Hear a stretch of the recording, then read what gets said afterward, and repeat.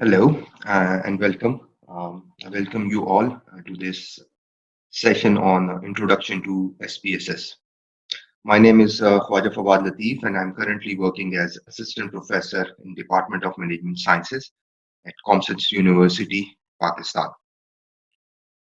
Um, Before we start, I guess we shall wait so that more and more participants can start join in, and then obviously we'll get going. And I'll introduce myself a little more in a short while.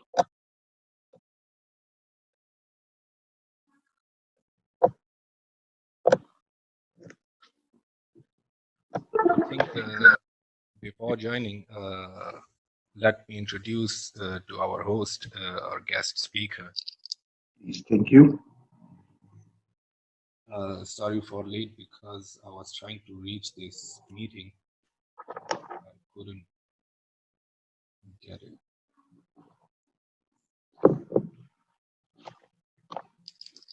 Good morning and good afternoon to people who joined from Pakistan and China. I think different time zones. Thank you all for joining this webinar on SPSS. And I hope some people might join us in a while, I guess. Let me give you a short introduction to our guest speaker and my mentor as well, really, because Dr. Fawad Latif helped me out throughout my PhD and throughout my career, who gave me his precious time to conduct this webinar with you guys. Dr. Khwaja Fawad Latif is currently an assistant professor at Comsat University, Islamabad, and holds a PhD degree in human resource management. He published over 20 refereed papers in international journals in areas of knowledge management, corporate social responsibility, project success, knowledge-oriented leadership or leadership, internal marketing, and service quality. His expertise include scale development, symmetric and asymmetric analysis, and multi-level modeling. He authored several peer-reviewed articles and attended international conferences. Thank you, sir, for joining. It's our pleasure indeed.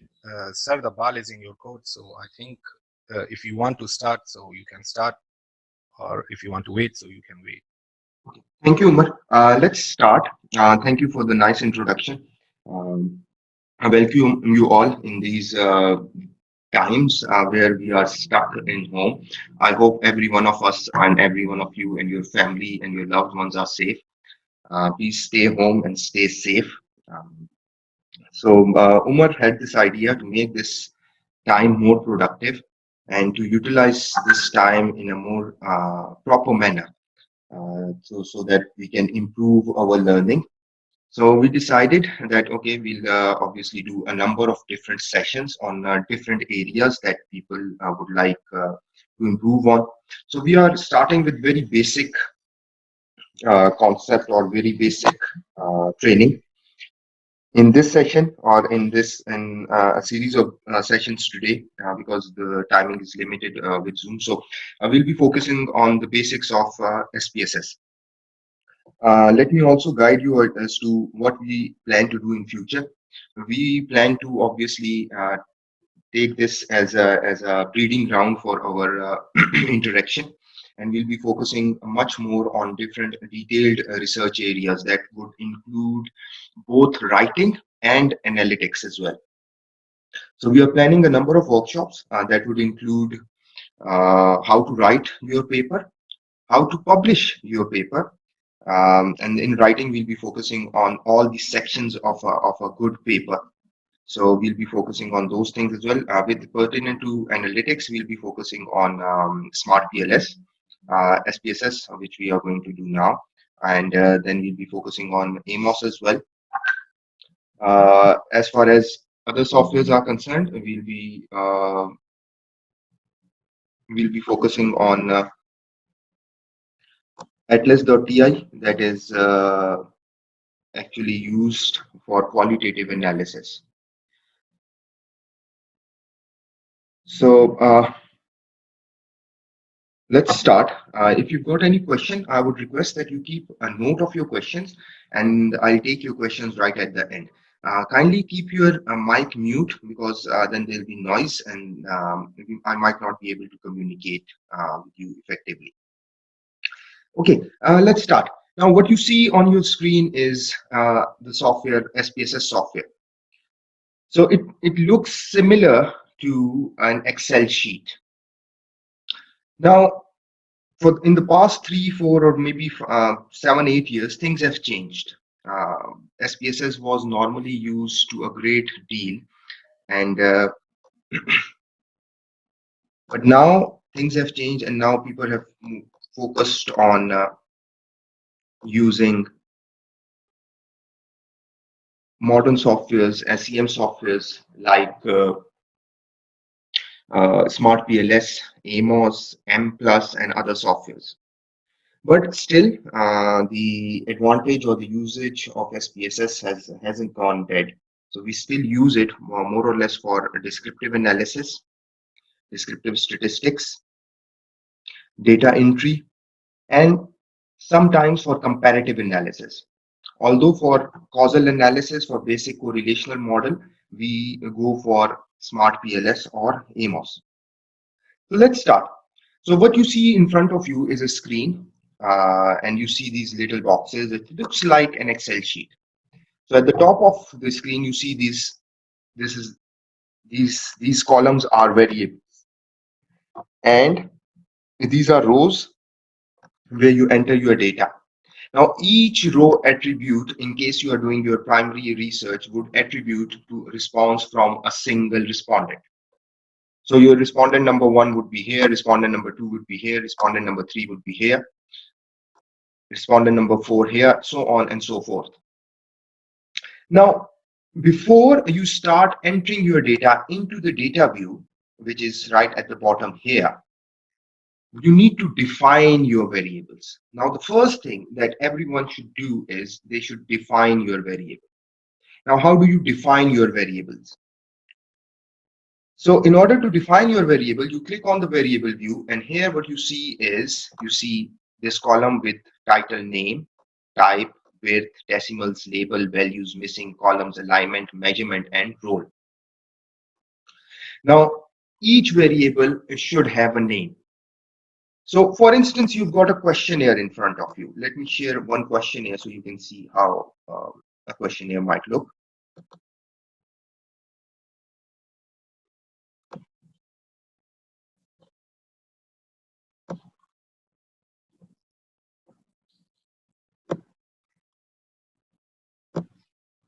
So this is how a questionnaire might look to you.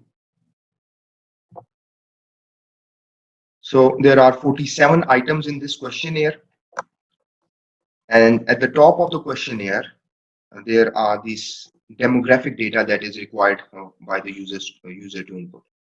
Now we have to define each and every single variable in our data set.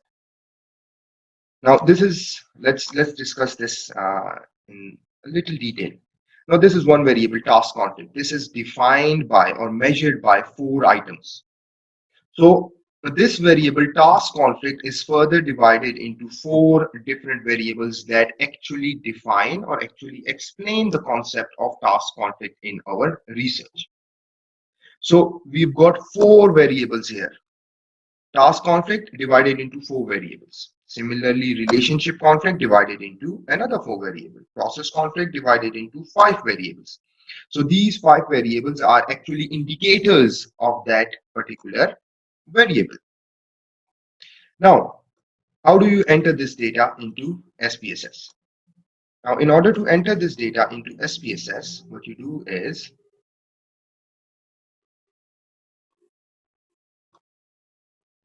let's say our first variable is gender. Now, here is the important part. Since we are using SPSS, which is statistical package for social sciences, since it's a statistical package, so everything, every data that we enter is based on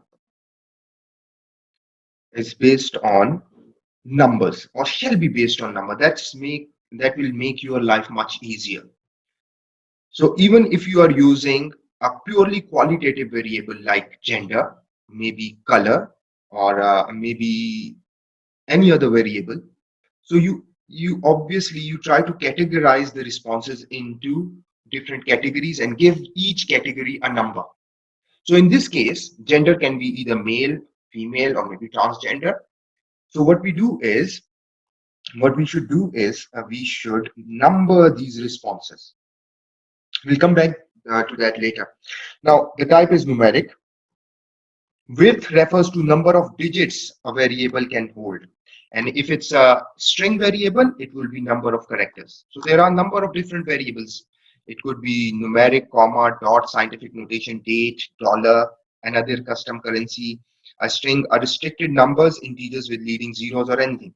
But in most cases, we use numeric, or in some cases we go for string. And if you're doing in finance, you might go for custom currency or dollar. In this case, we'll keep it simple and let's focus on numeric. So gender, it doesn't require any decimal points. So what we'll do is we'll put a 0. Now what's label?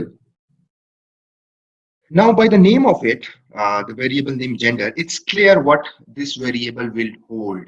This variable will hold male, female, or transgender. So we do not actually need a label to it to define that particular variable. We'll come back to this once we define other variables. Now values, we can have predefined values that may fall into a particular variable or what we may store in a variable.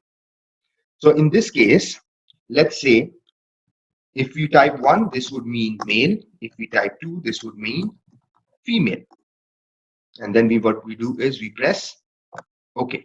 So now if you see, you've defined the variable gender, and it can have only 2 values, male and female. But this does not mean that SPSS won't allow you to add any other variable, or sorry, any other values into this variable. This is because there's no restriction to add data to a particular variable. So you have to be very cautious while you are entering your data. Missing, if there is a missing data, if somebody hasn't mentioned the gender, you can represent the missing values through different discrete, any other values, or any discrete value, or any range. It's what you can do is you can have no missing values, leave it empty. Now what is column? Column is the width of the column. If you look at this column here, gender, which we defined in the variable view, look at the width of the column.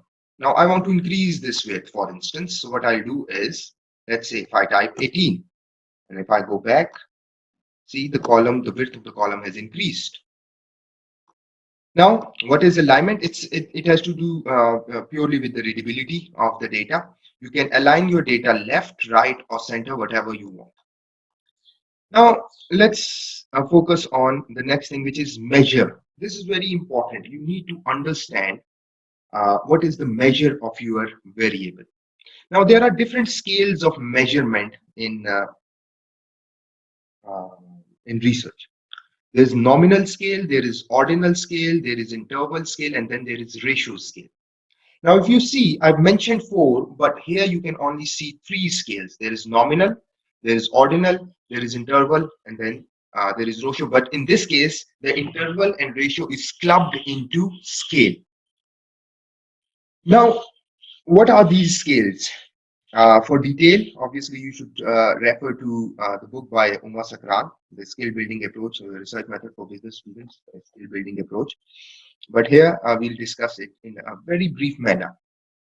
A nominal scale variable is one where the variables do not have any inherent order. The variable has categories and the respondent may fall into one of those categories. For example, if you have asked a respondent about their gender, they may be male, they may be female. So these are heterogeneous groups in which people may fall. For example, if you have asked the people about their grade, so they might say that, okay, they are 17 or 18 grade, but in here there is an inherent order. Grade 18 is obviously higher than grade 17. So when you are putting a variable in ordinal scale, the variable will have categories in which the people will fall. Along with that, there will be an inherent order in those categories, just like a job rank, maybe junior, middle, senior, just like position, maybe first, second, third. Then there is interval and ratio scale. Now, in interval and ratio scale, the data points in your variable, once you have the values in your data, the data points will have equal interval in ratio in interval scale.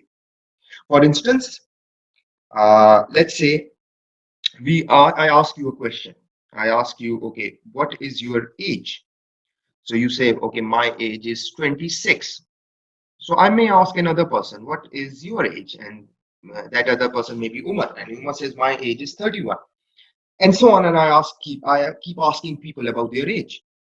So once I have all these ages, I can obviously create classes in these ages from, say, let's say 21 to 25, 25 to 30, sorry, 26 to 30, 31 to 35, 36 to 40, sorry, 36 to 40, and 41 to 50, and so on and so forth. Now, in each of these classes, the interval between these categories is the same. The distance between the age 21 to 25 is the same as the distance between 26 to 30. That is 5 years. So the interval remains the same. And in ratio scale, what happens is that you can have a true zero in a particular variable. A variable can have zero, can take the value of a zero. And in that particular case, the zero actually means zero, and it does not have any effect. For instance, what if I ask someone, or maybe what if I ask a person working in my university as an assistant? What if I ask him, how many publications do you have in, maybe say, 4-star journal? He would say, well, zero. What if somebody asks me, how many publications do you have in 4-star journal? I would say zero. So here zero means zero. This is true zero. But there is another zero, which is arbitrary zero. Let's say if I say the temperature is 0 degrees centigrade, here the temperature has a significant effect. You will be shivering in a temperature with 0 degrees centigrade. The effect of temperature is not null in this case. It's not true zero. There is an effect of temperature. So in ratio scale, you have a true zero. So why is interval and ratio scale clubbed together? And why not nominal and ordinal clubbed together? The reason is the measure of central tendency used for the variables that fall into these scales. Now, if a variable is in nominal scale, the measure of central tendency is mode. And by mode, we mean the occurrence of a particular value in a particular data set for a particular variable. So if you've got 10 people and 6 of them are male and 4 of them are female, your mode would be obviously male. And in ordinal scale, the measure of central tendency is median, the middle value. But first we have to arrange the values from lower to higher or higher to lower. But in scale, the measure of central tendency is mean, average that we take. You would not have seen any research paper where they have reported the mean of the gender. Why? Because the measure of central tendency for gender is mode, not mean, not median. So this is a brief discussion on the scaling of the variables. So in order to further study this, I would strongly recommend that you use Umar Sakran book on research methods for business students. Now the role is input. We're not going to discuss the other rules for now. So there can be split, or you can split your data. You can have partition of your data. And in this case, we'll leave it as input because we are entering the data. Now let's define another variable. Let's define age. Age is a numeric variable, and obviously it cannot have 8 digits. Maximum age that we will get is maybe 3 digits. That's it. And it depends on respondent. Let's keep it 8 if you don't mind. The decimal, if you want to keep it, you can keep it. Otherwise, you can leave it or make it a 0. Now, I'm not obviously, what I'm not doing, I'm not obviously classifying the age into categories. But what if I want to? What if I do? Obviously, I can add, for instance, say if 1 means the age ranges from 21 to 25.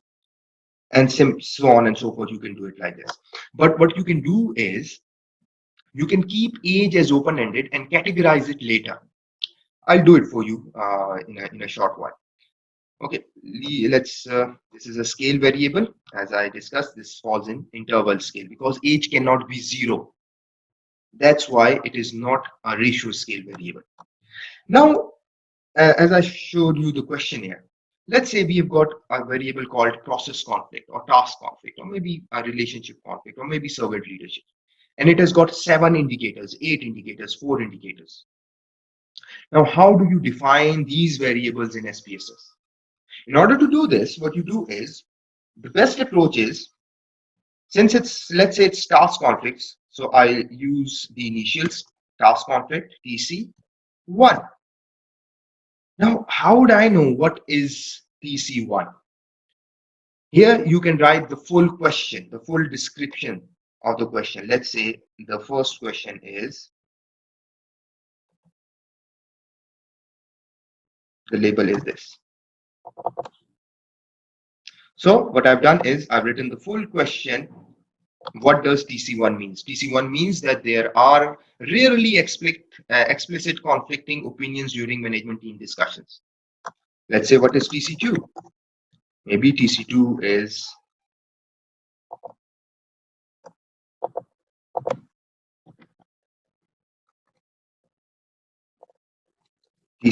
this. So, and similarly, you can define all your variables in here. So, but there are predefined values that these variables can take. Let's define them. So 1 means strongly disagree, and then you press the add button. 2 means disagree. 3 means neutral. 4 would mean agree. 5 would refer to strongly agree. So you have defined your Likert scale in the values from strongly disagree to strongly agree. There are obviously 2 ways to do it. Sometimes people keep strongly agree as 1 and then strongly disagree as 5.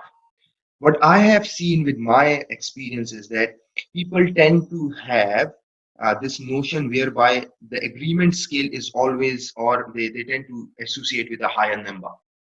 So obviously you can have your own opinion, or your supervisors can have their own opinion, but I prefer this scale, and this is what my experience has guided me to do. Now, once you have done for a particular variable, you can just copy it, press Control C, and you can just paste it here. So it's pasted. You do not have to write it over and over again. Let's say we have got another variable TC3, and then we've got TC4, and you want to copy it again. So just press Control C and then paste it. Now, there might be a question in your mind. Okay, what scale does it fall in? It falls in interval scale. Now, why do I put it in interval scale? I'm just going to give you the reference. Nunnally, a famous statistician, and he said that the psychological distance of choice between strongly disagree, and the distance of choice between the 2 data points in a Likert scale is the same. So since we are not dealing with pure statistics, we are only using statistics for our own, to have a more conclusive opinion about our research. So we take Nunnally's opinion, and this is widespread and everybody uses it the same way. So let's say we've entered the data about these 4, or we want to enter the data about these variables now. So what we do is we go to the data view, and here we can see all these variables: gender, age, team conflict 1, team conflict 2, team conflict 3, team conflict 4. So let's say we've got 200, 300, 4 questions right in front of us. 300, 400 questions and questionnaires in front of us. The best practice to enter data is that you number your questionnaires, the papers that you have in front of you, and even so if you number them, and if you encounter an error later on, you can obviously go back to your paper questionnaires and identify what was the right value. So in order to do this, what you should do rather is, let's say I've got the first question here. So what I do is on the bottom left, on the top right, or bottom right, whatever, you can mention one. So let's say the first respondent was male. The age was 26. And for team conflict, for the first statement, he said agree. For the second statement, he said strongly agree. With the third statement, he said agree. With the fourth statement, he said strongly agree. Now, the first question here is done. Let's go for the second one. The second was female. Age was 23. Let's say two, disagree, strongly disagree, disagree, strongly disagree. And this way you keep on entering your data till you reach the end of your data set. Let's say, let me enter some data here. Let's enter some dummy data.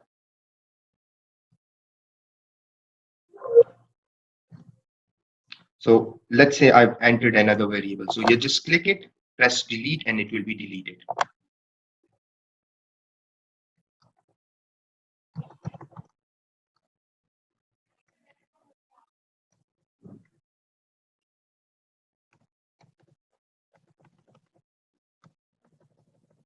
Okay, let's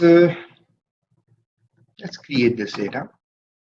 And then, okay, now let's say we've got this data, and let's say this is our data. This is what we have entered. Now I want to find out how many males and how many female respondents I have. So in order to do this, this is not that difficult.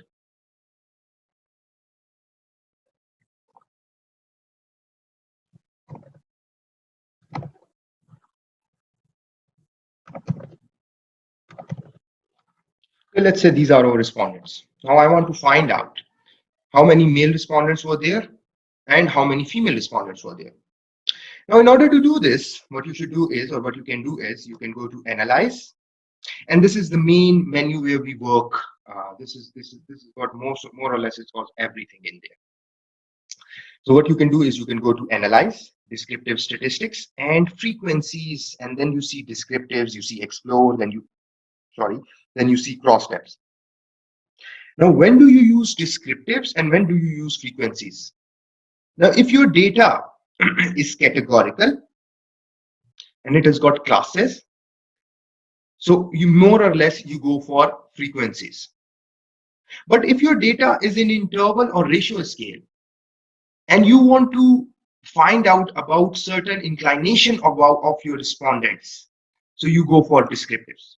We'll be doing this in detail. Let's first answer this basic question. I want to find out how many male or female respondents I have. So what you do is you press this frequencies, and I'm interested in finding out about gender. So I'll do it again. Just select the variable you are interested in, press the arrow button, and then it is displayed in the variables list box. So since it says variable, you can add more in here. Let's say what statistics we can use. So we can go to statistics, and I'm interested in finding out the minimum value and the maximum value just in case, so I know that I've entered the data correctly, because I gave the data a range 1 and 2. So, and I'm not interested in mean, obviously, because gender does not have a mean. I'm interested in mode because gender is a nominal scale variable. And then we press continue, and we press, okay, we can have charts as well. You can have bar charts, you can have pie charts. In this case, it is more suited that we have pie charts. We press continue and we press OK. So this is the output window where the results are displayed. It may take some time based on the data you have. Okay, here are the results. So if I see this table, this statistics table, and the sample size, we've got 30 valid responses. There is no missing data. The mode is 1. What does this mean? This means that the higher number of respondents are male. The minimum value is 1, the maximum value is 2. This means that you haven't entered any incorrect data. Now, if you go to this gender table, you've got male respondents, then you've got female respondents. You've got 18 male respondents, and then you've got 12 female respondents. The percentage is 18 makes up 60% of the respondents, and female make 40% of the respondents. The valid percentage and cumulative percentage. Now, what does this valid percentage mean? I'll get back to it in a minute. And this is your graph. So what you can do is you can easily just copy these graphs and put it into your Word document. Or if you want to edit the graph, what you can do is you can double click on the graph and you will be you will see the chart editor. And then you just single click on this and then another single click, and this will give you a chance to edit gender distribution of the respondents. So here I have edited it. And then what you do is you just press close it and see you can you have changed the caption of the graph. Now, okay, what does this valid respondent mean or valid percentage mean? This means that the percentage without any missing values. So the valid percentage will count the frequency and take its percentage when there is no missing data. So let me give you an example how you do it. Let's see. So let's say if you got missing data, let's say the first respondent did not enter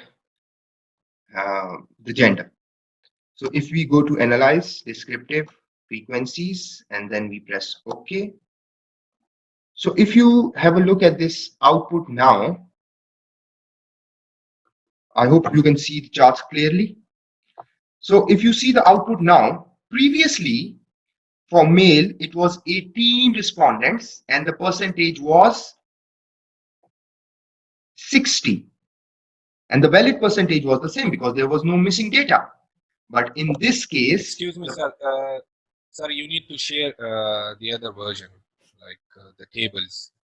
We can't see that tables. Okay. Sorry. Let me do it. Can you see the screen now? Yes. Okay. Yes. Okay, I'll get back to it now. I'll do it again. Okay. So once you press that frequencies button for gender, what you see is this output window. So once you see this output window, you see these statistics, you see the gender table, and you see the graph. Now, if you look at the statistics, this shows that the valid number of respondents is 30. There is no missing value, 0. The mode is 1. This means that majority of the respondents are male. The minimum value is 1 and the maximum value is 2. This shows that you haven't entered any data incorrectly because the gender was to be 1 or 2. Now this is the descriptive table. Gender, male, you've got 18 male respondents, you've got 12 female respondents. These 18 make up 60% of your respondents, and female make up 40% of your respondents. The valid percentage is the same as percentage. The valid percentage actually means that what's the valid data or the percentage of valid data. So I'll be coming back to this in a minute. Cumulative percentage, obviously the preceding percentages are added and the end percentage is always 100. Now if you look at this graph, this shows that, okay, the green female respondents and the blue refers to the male respondents. You can edit the graph easily by just double clicking on the graph, and what you do is you just double click on this and then you can say gender distribution of respondents for the data, let's say, and then you just close it and it's there, the addition is, or whatever editing you've done with the graph is there. Now coming back to the valid percentage, here you see it's 60 and the female is 40% because there is no missing data. Now if we have a missing data, let's assume that one of the respondent did not mention their gender, and then if you take frequencies, what you will get is you'll get this. In this case, if you see that there are 29 valid responses for gender and there is one missing values. This is what I was referring to. One of the respondent did not enter or did not provide their agenda. The mode, the minimum, maximum, all are fine. If we look at this now, male respondents are 17. Their percentage is 56.7. This is calculated by 17 divided by 30 multiplied by 100. So we will get is what you will get is 56.7.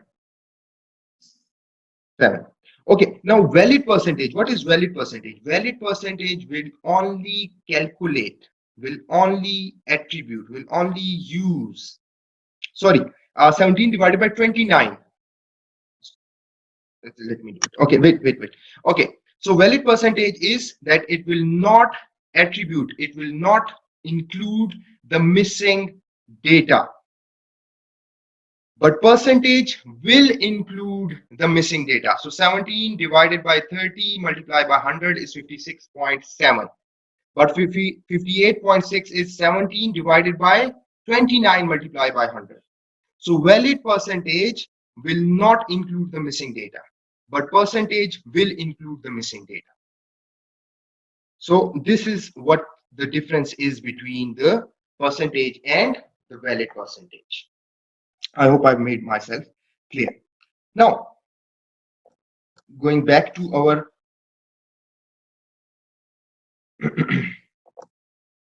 data set. Now, as I mentioned earlier, that, okay, I've asked the respondents about their age, and they have entered their age in numbers. Now, let's say the journal in which I'm submitting my paper or my supervisor has asked me to categorize this age. Like he wants to have classes. Okay, how many of them were from 21 to 25? How many of them were from 26 to 30? How many of them were from maybe 31 to 40, or whatever the range is, whatever the classes are. So once you have entered the data into SPSS, you can easily classify your data. Now, in order to do this, what you do is you go to transform, and there are two options: recode into same variable and recode into different variable. Now, to do this, what you can do is I would recommend the good tip, the best practice is you keep your original variable intact and recode into a different variable.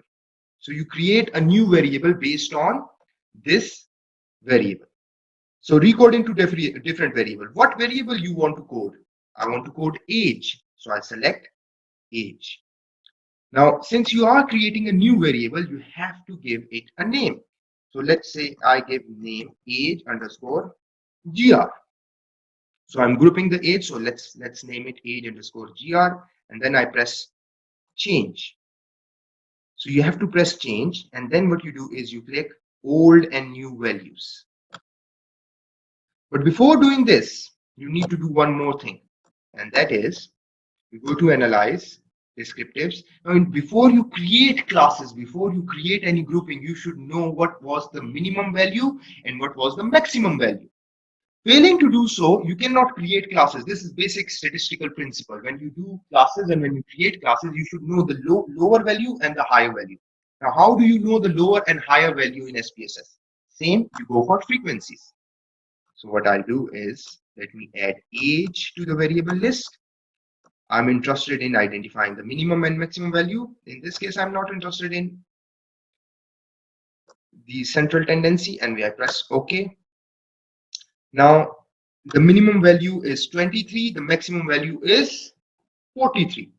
So you can create classes in any way possible that you want. For example, I would in this case, I would create classes 21 to 30, 31 to 40, 41 to 50. So I'll be having 3 classes. You can have maybe say 6 classes: 21 to 25, 26 to 30, 31 to 35, 36 to 40, and so on and so forth. Sorry, again, my screen, just let me do it. Okay. Okay, see this screen. The minimum value is 23, the maximum value is 43. The age, obviously, this table is showing you that, okay, you had 4 respondents who had age 23. You had 8 respondents who had 26. You had 1 respondent who had 31. You had 1 respondent who had 32. This table, as is shown here, does not make much sense. It would be better if we can classify the age into groups. Now, in order to classify, you have to have the minimum and maximum value. In this case, the minimum age is 23 and the maximum age is 43. Now, in order to create this group or these classes, you can easily do it in SPSS. So in order to do this, what we do is we go to transform, and as I mentioned before, you have to make sure that you have the original data intact. You might need it in future, so let's keep the original data intact and we do recode into different variables. Now, which variable we want to code? We want to code age. We select age, and what we do is we give it a new name, age underscore gr. Change. You have to press change so that the name is loaded onto this list box. The next step is you click old and new variables. And then what we have done is, or what we have decided to do is that if the data is in a certain range, it would attribute to a certain value. So what I've decided, or what I decided is that, okay, if it's in the range of 21 to 30, I would say it's 1. So I would refer to that particular class as 1. So if the data is from 31 to 40, I would refer to that class as 2. So I enter 2 in the new value and press add. If the data is in the range, or if the age is in the range of 41 to 50, I would refer to that particular value as 3 and I would press add. Then I press continue and then I press OK. So if you look at your data set, here is a new variable and it only shows the number 1, 2, and 3. So now you have created classes and you have referred to them as 1, 2, and 3. Now, it's better you define these classes in your variable view. Why? Why do you need to define your these classes as to what is meant by 1? Because nobody would know what is 1, what is 2, what is 3. So it's better that you define these. How do you define this? You go to variable view and you click this values button here, and then you enter 1. 1 means 21 to 30. 2 would mean 31 to 40, and 3 would mean 41 to 50. You add it, you press OK. Now you have defined what 1, 2, and 3 refers to and what is meant by 1, 2, and 3. Now let's take this frequency of this particular variable. Frequencies, age underscore gr. We already have the frequencies there, and then we press OK. Now if we look at the output now,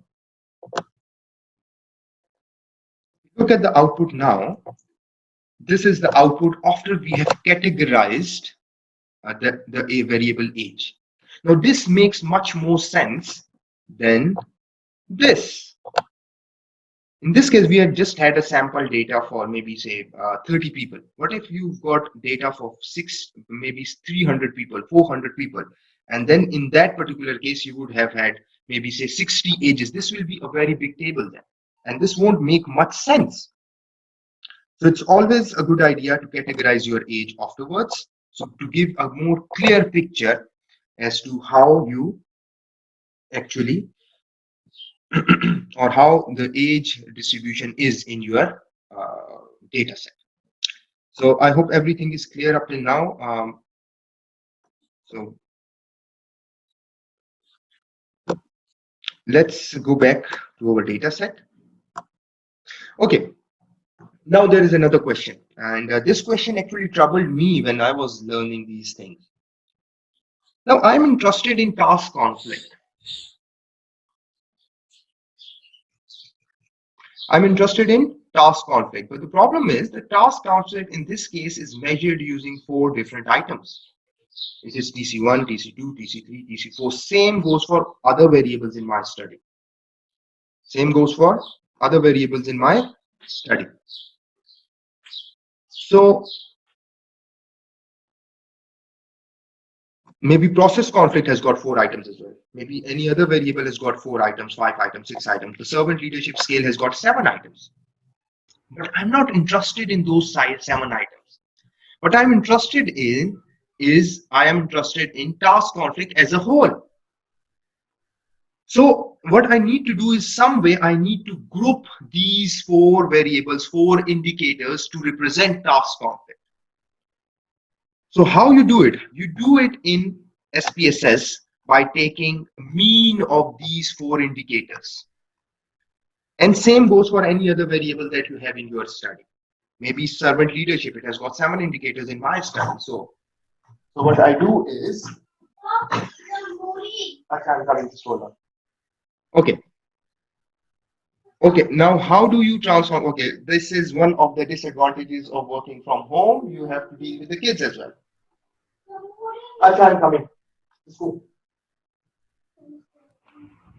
Okay, Umar, can you take over for a minute and I'll be back? Okay, sir. Okay, sir. Yeah, just Sure. you can ask if somebody has got any questions, you can obviously take note, and I'll be back in just 2 minutes. Yep. Okay, sir. Okay. Sure. Thank you, Umar.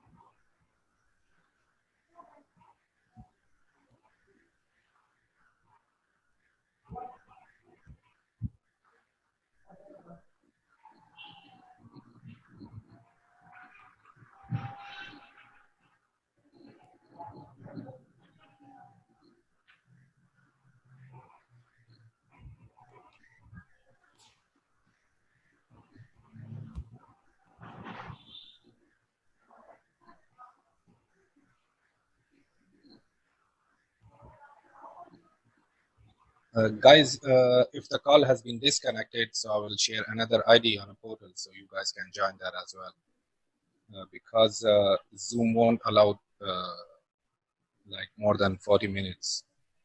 And if someone have any pro ID, so he or she can share, so we'll join that group as well. Okay, sorry for the inconvenience. You might have seen that BBC video as well, where they highlighted the disadvantages of working from home. I've got a small kid, so obviously there was some. Okay, really sorry for the inconvenience. Okay, Umar, what do you want to like? Shall we take some questions? Okay, let me do this one, and then we'll take questions. Okay.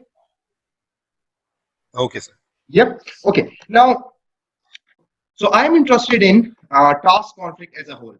I'm not interested in what TC1 refers to, what TC2 does, what TC3 or task conflict 4 does. I'm interested in the impact or assessment of task conflict as a whole. So what you do is you go to transform in order to create a single variable out of these indicators. So what you do is you go to transform and then you click compute variable. So once you do this, you are presented with a dialog box. So first you have to, now since you are creating a new variable out of these indicators, so you have to first name your target variable. In this case, I'm referring it, or I'm going to name it PC. And in the numeric expression, what you do is you can write what you do is you write mean, MEAN, and then parenthetical bracket, and then you add these 4 variables that you want to combine. So in this case, it's TC1 separated by a comma, TC2, comma, TC3, comma, TC4, and then the parenthetical bracket ends.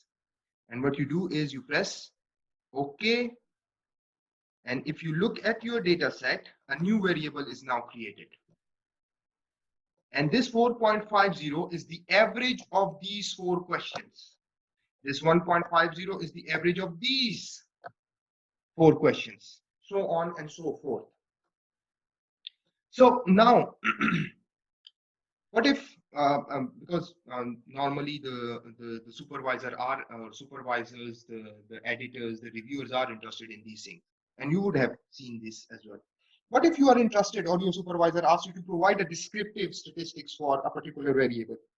Maybe say it's team conflict, maybe it's process conflict, maybe it's relationship conflict, maybe it's internal marketing, maybe it's servant leadership, maybe it's entrepreneurial leadership, any variable.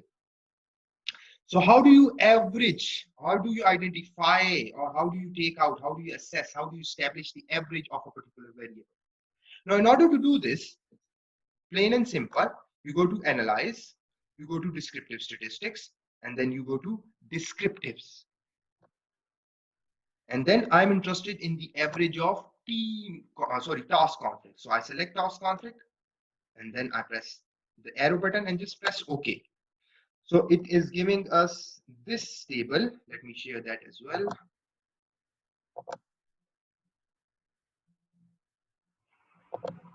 So this table here. So we've got 30 respondents. The minimum is 1.50. The maximum is 4.50. The mean is 3.10. Now, how do you interpret this mean? Now, if you remember, the scale was from strongly disagree to strongly agree. So there is a certain inclination towards the higher score. So this means that there is a certain amount of task conflict prevalent in the respondents. The standard deviation is 0.98. It should be lower than half of the mean. And in this case, there is not much deviation from the standard. So it's normal and it's fine. So the mean is 3.10. This shows that there is a certain amount of, because it is above the neutral value. So this means that there is a certain amount of task conflict prevalent in the organization. Similarly, you can take average for any other data. Now, okay, before I move on into how do you, or when or where you interpret these things in a research paper or in a research thesis, I think I'll open the floor for a few questions if there are any.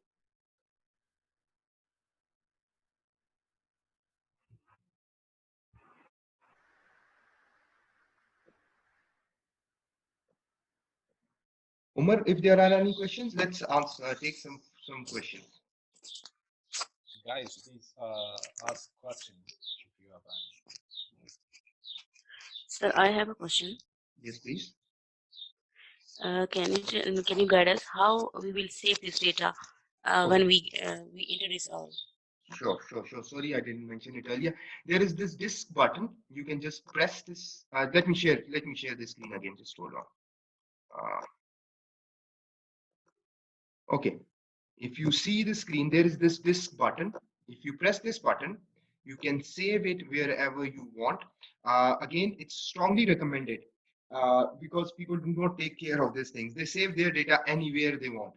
Save it in the same folder where you've got your research or the material for your research. Create a separate folder.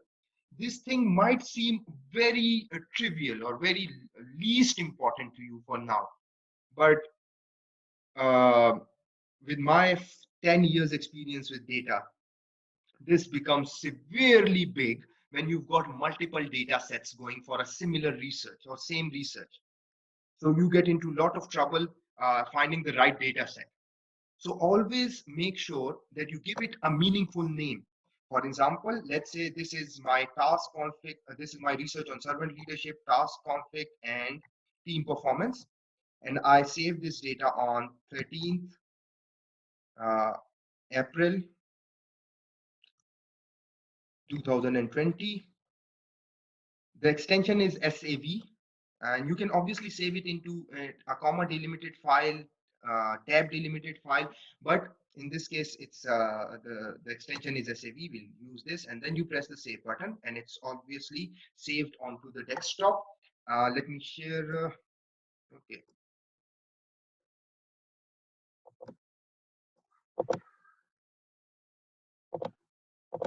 So it's here. So you just double click it, and then obviously it's already open. So it's asking you that you want to open it another file. So this is how you obviously share the or save the data. You can save it into different formats. When we will be obviously discussing about smart PLS, we'll see how to save it in CSV format. If the time allows, and if you do any other kind of software, maybe Amos, so we'll see how you can use it in Amos and other softwares as well. I hope this answers your question. Yes, thank you so much, sir. Thank you. Welcome. Okay, any other question?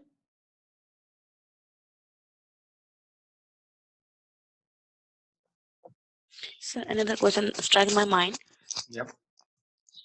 So in case that we are like you did the analysis for gender and age and TC. In case I did it for gender one day or one time, and in second time I did it for age and then so on. So I should save in the same file or should create different separate files? Okay. Now the best practice is, let's say I've got. You can obviously it depends on you how you find it easier. The best practice would always be do not save the output files, but what you do is you save your data from those output files. I hope you can see my screen, right? Yes. Okay. The best practice is you can save this output, but saving output in a same file, because you will have so much output that later on finding the right output would be difficult for you. So the best thing is you use this data when you've got output, just copy your results. Let's say I want this table to be copied. So what you do is you just select this data, either you right click on it and press copy, or you press Control C and you put it right into the Word document where you want it to be. Otherwise, it's up to you. You can have separate output files for each analysis, or you can have the same output file. But whenever you rerun an analysis with the output file closed earlier, it will generate a new output file. The best thing in order to avoid any confusion is that you copy your data right away, the output right away. And how do you do it? You just let's see this. Let's say this is the Word document we have, and I've got this table. I've selected it and I've pressed Control C. In order to save this output, you just press this save button, and the output has SPV extension. You save it wherever you want, and you can later open it by double clicking the file. So what I do is I just copy that table and just paste it here. Now, there's one important thing that one should understand. You just don't just copy and paste your data from the tables in SPSS to your Word document. You format your tables into a particular style. If it's a thesis in Pakistan, we more or less prefer APA style. But more or less, even the journals that me and Umar we submit to, we use APA style. And if they ask us to change the style, like recently we published in ASLIP journal or Leadership and Organization Development journal, they asked us to do a Harvard style formatting, if I'm not wrong, Umar. So we did change the style later.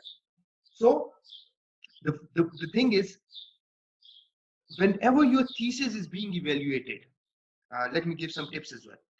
Whenever your thesis is being evaluated, when your paper is being evaluated, apart from the content, the most important thing is your structure and your format, because this shows that how professional are you. This shows how serious were you in conducting research. If you just copy and paste your tables, if you just copy and paste your data onto the Word document and do not format it, do not structure it, this shows that you are not serious about research. So what you do is you format your table. Now, how do you do it? It's plain and simple. The first thing you do is, let's have some space above. So you first delete this particular description that SPSS has given by itself. So what you do is you press the shift button, you press the end button, and then you press the backspace button. So the first row is deleted. The second thing you do is you select this table by clicking this indicator, and then you select and then you press all borders. Now all borders are selected. What you do is you select it again, then you go for it. Select no borders, select bottom border, select top border, and then select the top row and select the bottom border. Apart from the leaving the first column, you select all the other columns and then you press this center alignment. So now your table is in APA style, and this looks much better than the table in SPSS format. So now you give it a caption: table 1, descriptive statistics for the task conflict.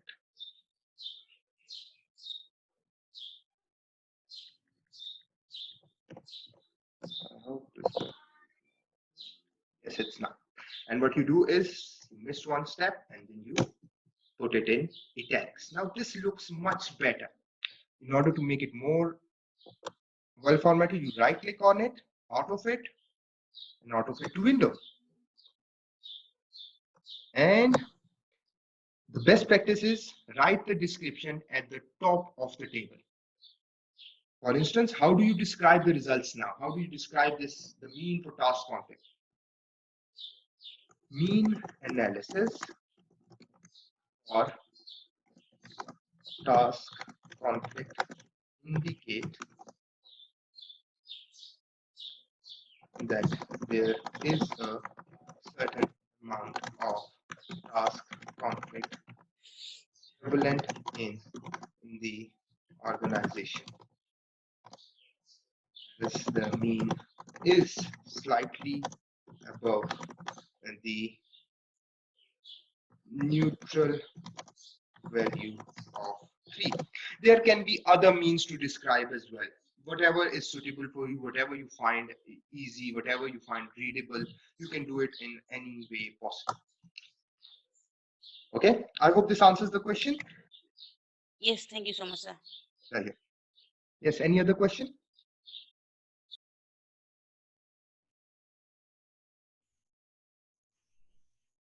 Any other question or any other particular thing that you want me to discuss further, or shall I continue? Or if you want a 5-minute break, that's also possible. No worries. Umar, can we have a 5-minute break, or shall I continue? What do you suggest? Sir, it's up to you, I guess. So if there are no questions, let's keep going. Okay, sir. Okay. Now we have done what we have done is we have taken out the means. Now let me search for a particular data set, and then let's run some operations on that particular data set. Or rather, okay, let's say just give me 1 minute. Let me find out. Let me get a data set for you.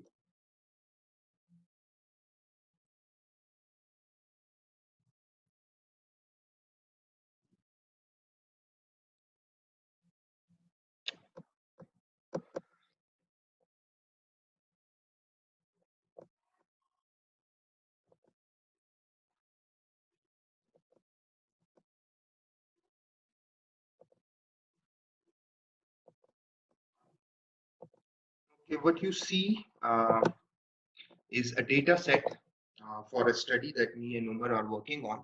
It's a data set on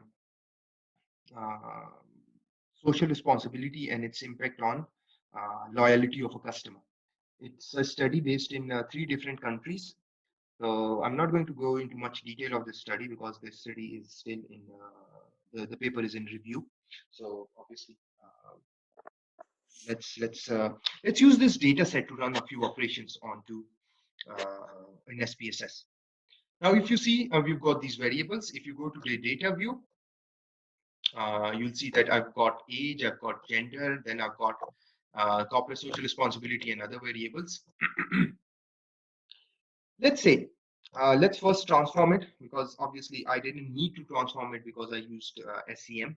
But in this case, for now, we are using SPSS. So how do you transform? Let's first transform a few variables.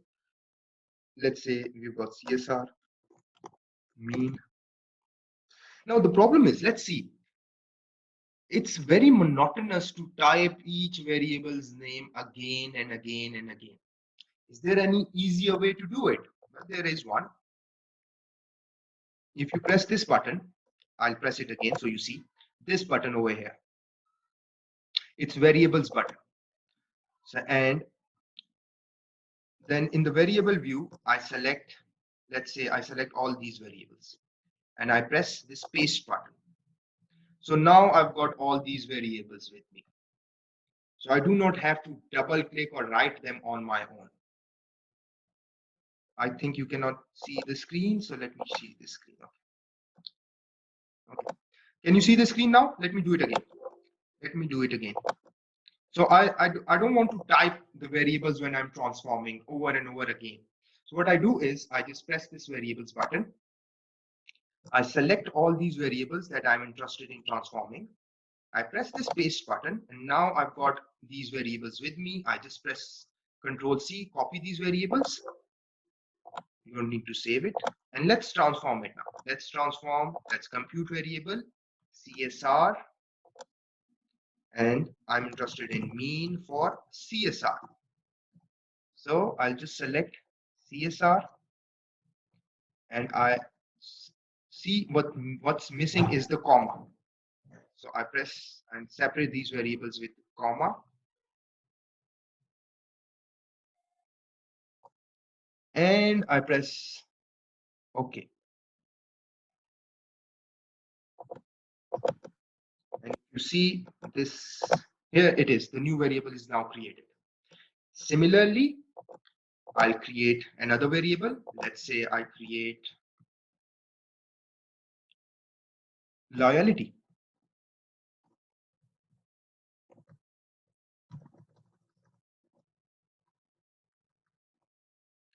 But I have to give it another name.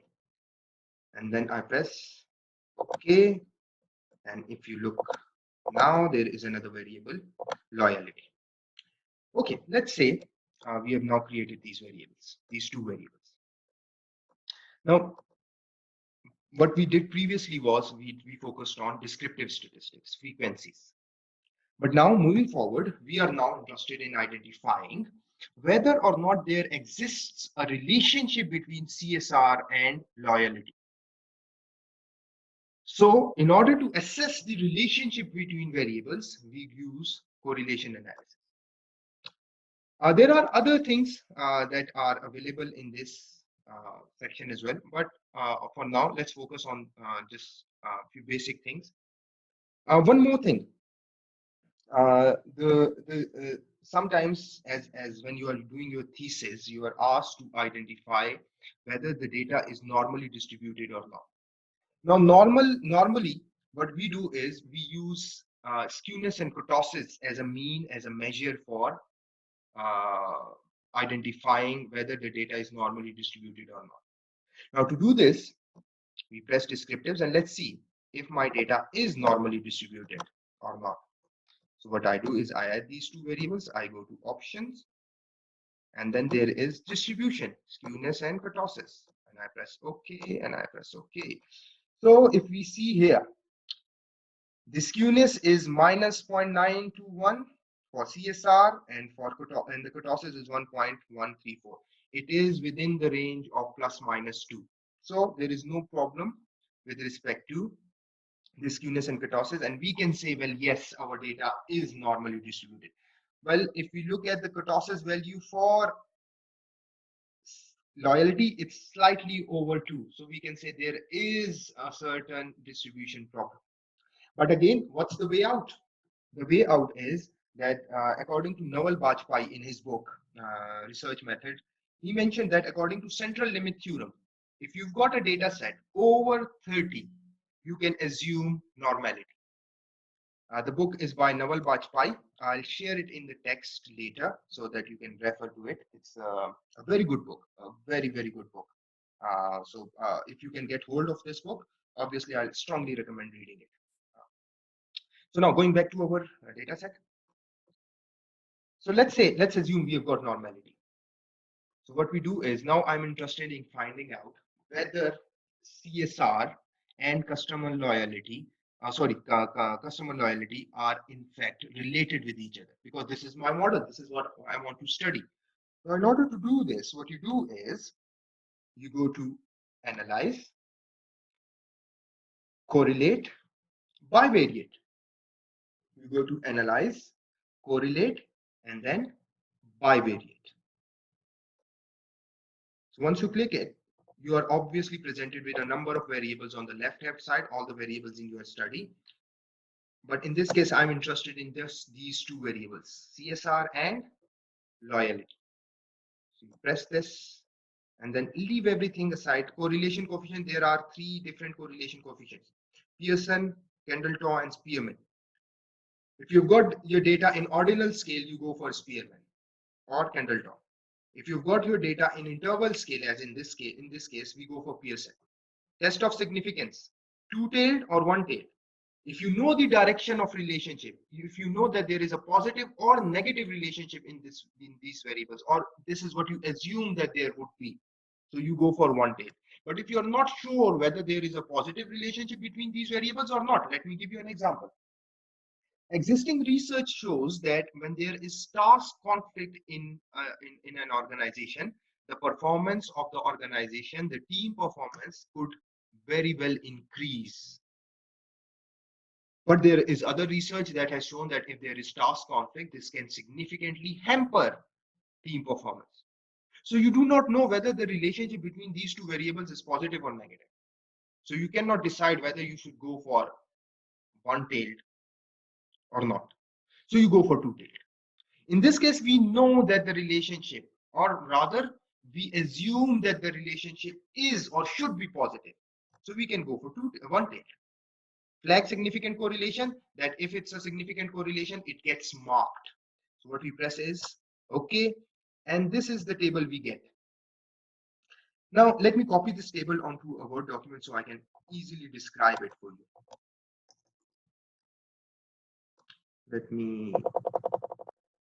I hope you can see my screen. Yeah, okay.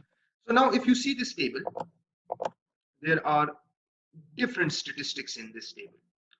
There is Pearson correlation, there is significance, there is n value, then again there is Pearson correlation, significance. Now there are two variables that we wanted to find the correlation of. One was CSR, the other was loyalty. Now if you have a look, you see that a few things are repeating. 0.716, 0.000, 0.71, 0.774. Same thing is repeated here, because what you are interested in is the relationship of CSR with loyalty. This is what you are interested in. But the computer doesn't know, the software doesn't know whether you are interested in the relationship of CSR with CL, or you are interested in the relationship of CL with CSR. That's the reason you've got repetition above and below the diagonal, and the diagonal is separated by 1. Now, what is this one? The relationship of CSR with CSR will obviously be absolute. It will always be 1, because let me give you a simple example. If you are standing in front of a mirror, what you see is yourself. So that's the reason the relationship, or the value of the relationship is 1. Now, what is this 1? This is correlation coefficient. The correlation coefficient between CSR and CL is 0.716. Now that we know that the relationship between CSR, and actually we are interested in identifying the relationship of CSR with CL, not CL with CSR, although it's the same thing, let's remove this bottom to make it more easier to discuss. So I remove this, and then let's do all borders, and then select this.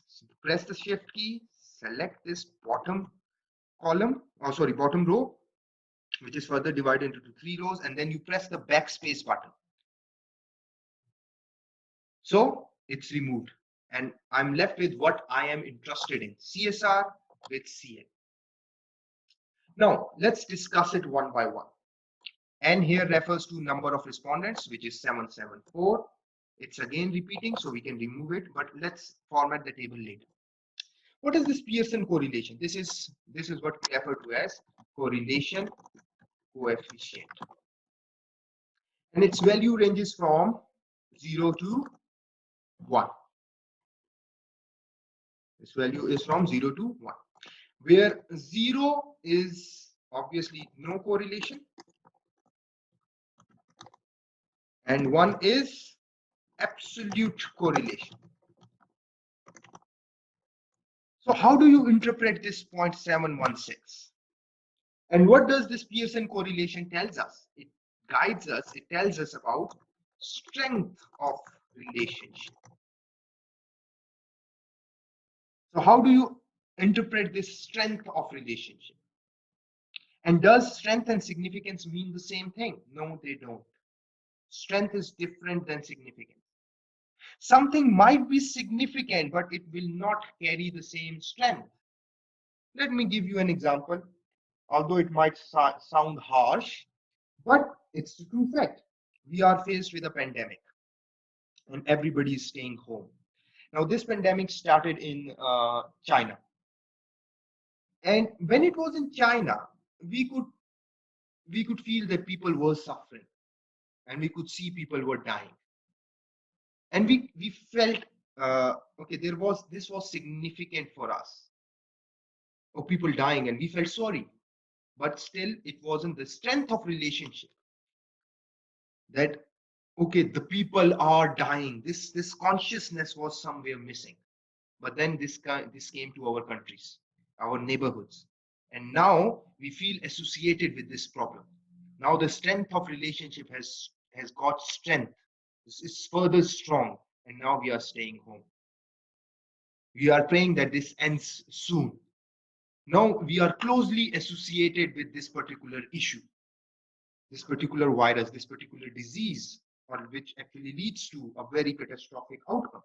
So the strength of relationship has got a certain increase. There is an increase in strength of relationship.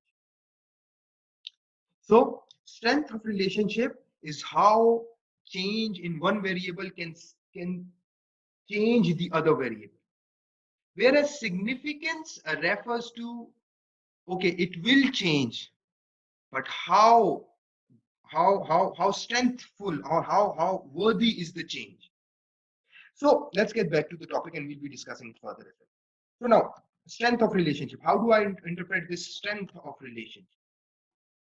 So if the value is less than 0.30, we refer to it as a very weak relationship. If the value is greater than 0.30 but less than 0.50, we refer to it as a weak relationship. If the value is less than 0.70, greater than, we refer to it as a moderate relationship. If the value is greater than 0.70,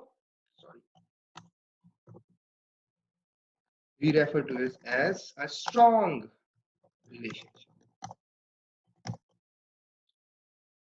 Different scholars have given different interpretation, but this is normally used. So obviously, if you come across any other interpretation, like they might have said less than 0.20 is very weak, less than 0.40 is weak, less than 0.60 is moderate, and greater than 0.60 is strong. So obviously, you can take it unless that's not a problem. But what if it's greater than 0.85, or maybe in some cases it's 0.9? What do you mean by 0.9? This means that there is a multicollinearity issue. The two variables more or less are measuring the same thing. But in this case, it's 0.716, which shows that there is a strong relationship between the two variables. Now, what is the significance? Now, why do you need a correlation analysis? Or why do you need a regression analysis? Or maybe why do you need an independent sample t-test or comparison or any other test for that matter? The reason is that you are testing a particular hypothesis in your research. In our case, we proposed a hypothesis that there is a significant relationship of CSR with CL.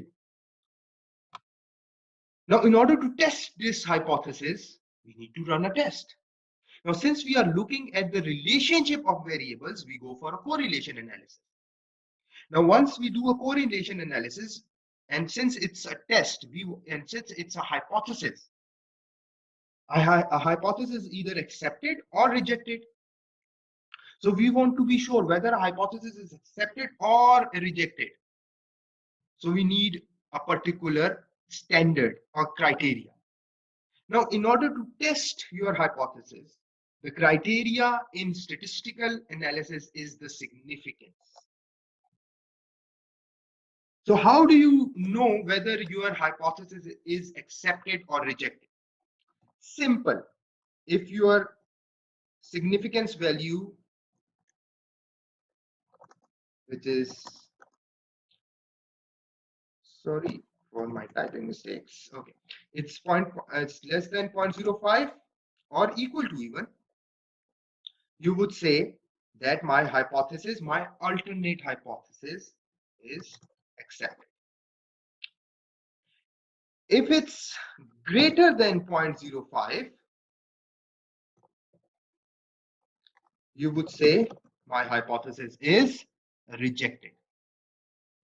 So this is the standard that you use whenever you are running a test to find out whether your hypothesis is supported or rejected or not supported, or your null hypothesis is rejected, or you fail to reject your null hypothesis. Actually, we are never accepting the alternate or rejecting the alternate hypothesis. It's always that you reject your null hypothesis or you fail to reject your null hypothesis. So when you are rejecting your null hypothesis, it means that you are accepting your alternate. When you fail to reject your null hypothesis, it means that you are rejecting your alternate. So now in this case, our hypothesis is accepted because the significance value is less than 0.05. This means that, okay, yeah, it's one-tailed only because I presumed, okay, I'm just looking at the few comments as well. Yes, it's one-tailed because I presume that there is a positive relationship between CSR and loyalty. So once I presume this, I've got it one-tailed.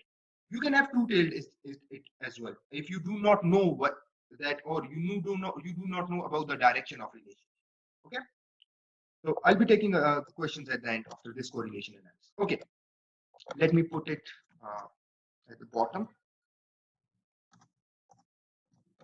Okay, moving on. So now we know about the significance of relationship. We know about the strength of relationship. Let's say, how do you report it now in your thesis maybe? So whenever you are reporting a test, you first mention your hypothesis. And my hypothesis in this case is there is a significant relationship between CSR and CL. Now this is my hypothesis. This is my hypothesis H1. Now let's see. In order to assess the relationship between CSR and CL, correlation analysis was. The results indicate a significantly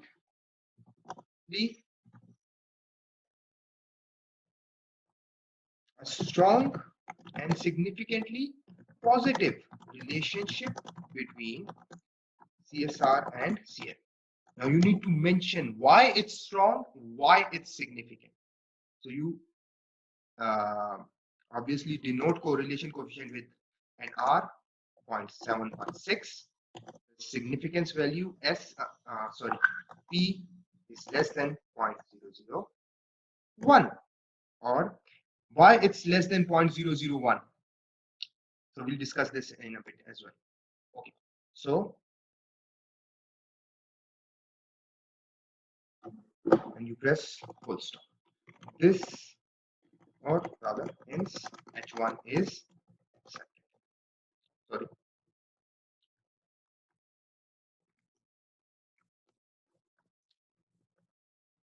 this is table, let's say this is table 2, correlation analysis. And this is, how do you format this table? Very easy. First, just copy this and put it at the end here. Add a note, because in APA we add a note when we are putting something at the end of the table. Now, this is slightly different from the earlier one. We normally do not report Pearson significance and actually we do report them, but we do not add caption, and we do not report n in correlation analysis. So what we do is we go to layout, we go to draw table, and we complete this cell first. Now this is a separate row, and we delete this row. Now we've got only 2 rows. Now what we do next is, again, select the table, go to layout, draw table, and make it a separate column so you can further delete it. See, this is okay, this is a separate column. Now you select this column. Okay, now this is not a separate column because the other column is getting selected as well.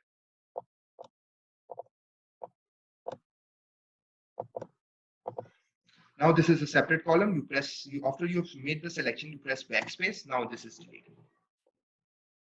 Now what you do is, obviously, you need to remove this significance as well. So you do this, you remove the significance.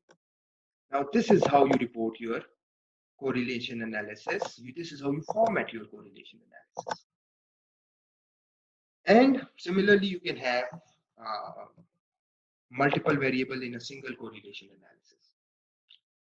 I hope this helps. If you've got any questions pertinent to correlation analysis, you can ask those questions and then we'll move forward as well. Any questions, please?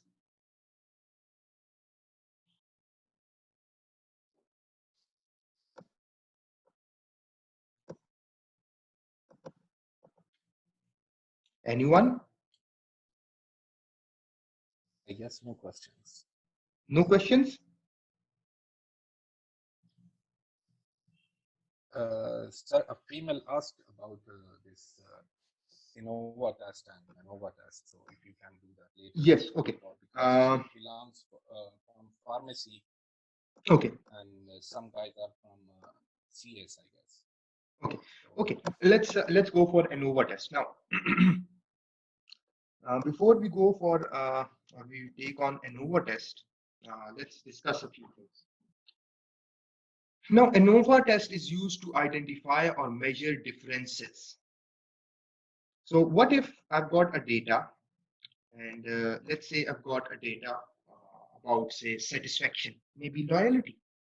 And I want to know whether the loyalty perception differs between male and female respondents. So in order to do that, I would need to run a test that compares these responses between male and female respondents. Let's say I've got this data and I've got this variable called customer loyalty. Now, my question is, or my research wants to find out, or I want to find out whether or not there are differences in the perception of loyalty between male and female respondents. So let me put my question in. Let's say I've got this question, and let's say this is my hypothesis, H2. There is a significant difference in customer loyalty between male and female respondents. Now, this is my hypothesis. What I want to do is I want to assess, I want to evaluate whether there are differences,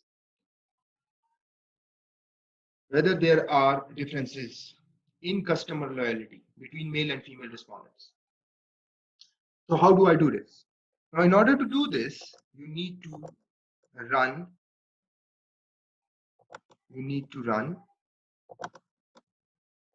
a differential test. You need to compare the means. And how do you compare the means in SPSS? You use independent samples t-test. Now, what's the difference of independent sample t-test with one-way ANOVA? Obviously, we'll be discussing this in a bit once we do the one-way ANOVA. So in order to do this, what you do is you just press independent sample t-test. You go down, and I'm interested in customer loyalty. You put that in test variable because this is the variable that you are testing. And the grouping variable that you are interested in, the variable in which you want to see the differences or assess the differences, is gender.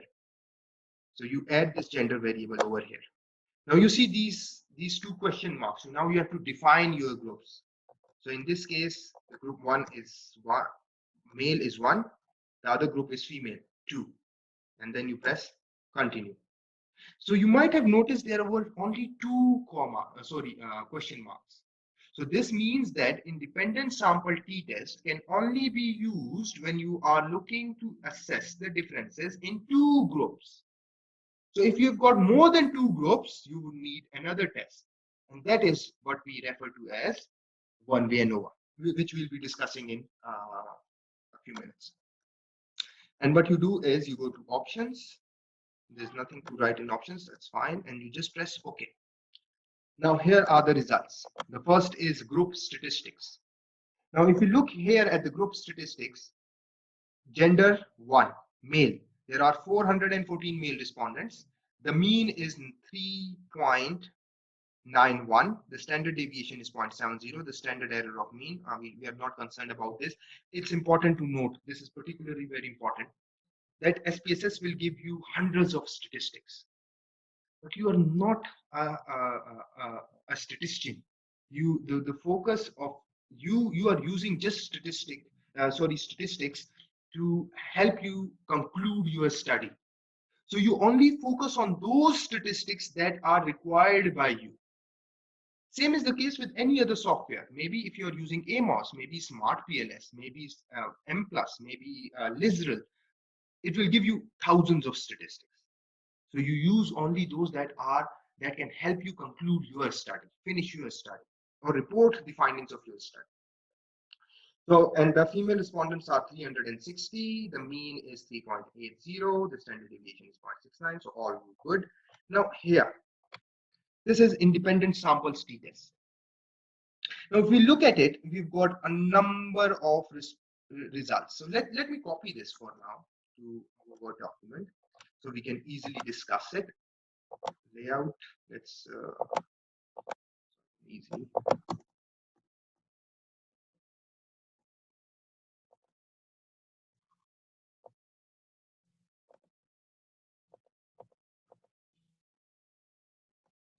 Got any questions, you can obviously put them in your chat box as well. So I'll look into it and I'll answer them. Okay, let's copy this table that from SPSS here. Okay, now if you look at this table, let's make it concise so that it fits the window so that we can easily discuss it. Okay, now let's go back a little, and we did say that whenever we want to assess a relationship or maybe assess something, we propose hypotheses in our research. In this case, I've proposed this hypothesis that there is a significant difference in customer loyalty between male and female respondents. Now, in order to substantiate this hypothesis, as I mentioned above, I need significance. This will help me identify whether my hypothesis is accepted or my hypothesis is rejected. So in this case, an accepted hypothesis would mean that there are significant differences in customer loyalty between male and female respondents. But if the hypothesis is rejected, this would mean that there are no significant differences in customer loyalty between male and female respondents. And both male and female respondents show a similar pattern in customer loyalty. I hope this is clear up till now. If there is any question, please ask. So I can obviously, if there is no question, I'll just go ahead and move forward. Okay.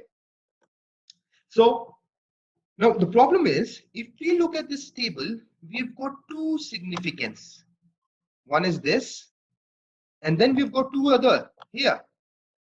So which one do we use to assess whether our hypothesis is accepted or rejected? In this case, both significance two-tailed look the same, but that's not always the case.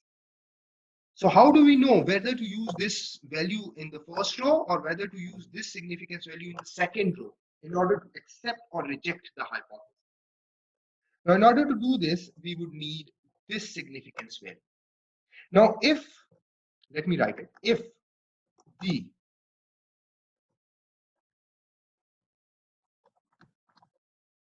if the Levine's test for equality of variance is greater than 0.05, let me write it, if the significance in Levine's test for equality variance is, then equal variances assumed. Otherwise, equal variances is, or rather not assumed. In this case, this is greater than 0.05. So once this is greater than 0.05, we will use this top row to assess whether our hypothesis is accepted or rejected. But what if this value was less than 0.05? If this value would have been less than 0.05, we would have used this second row. But in this case, we will use the first row. We need to remove this second row. So how do we remove this second row? Simple as we have done before. We'll format this table to make our life easier. So what you do is you go here, you go to the layout, this.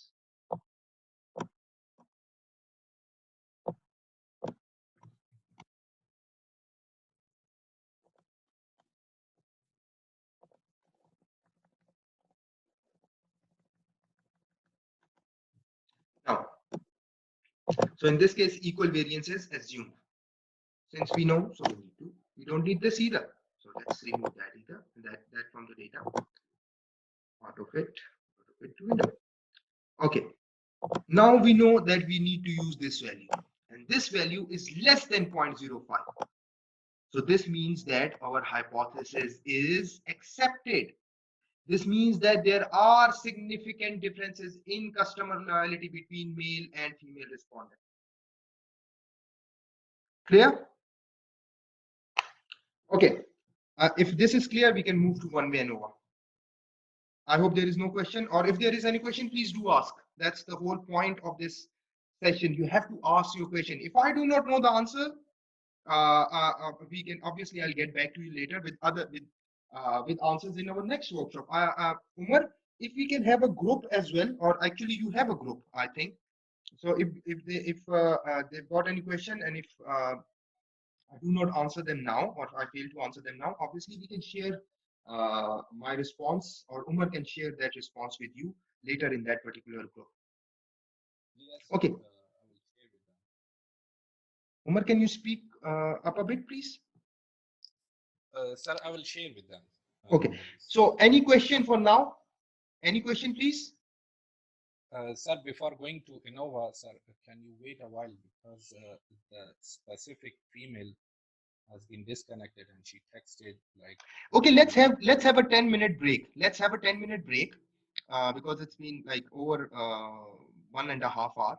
Let's have a 10-minute break and then we can come back again. Would that be fine? Okay, sir. Okay, yep. Sir. Okay, let me end the meeting for now and then we can obviously. Okay, sir. Okay. I'm just pausing the meeting for now. Okay, so you all can pause the meeting as well. Okay, sir. Okay.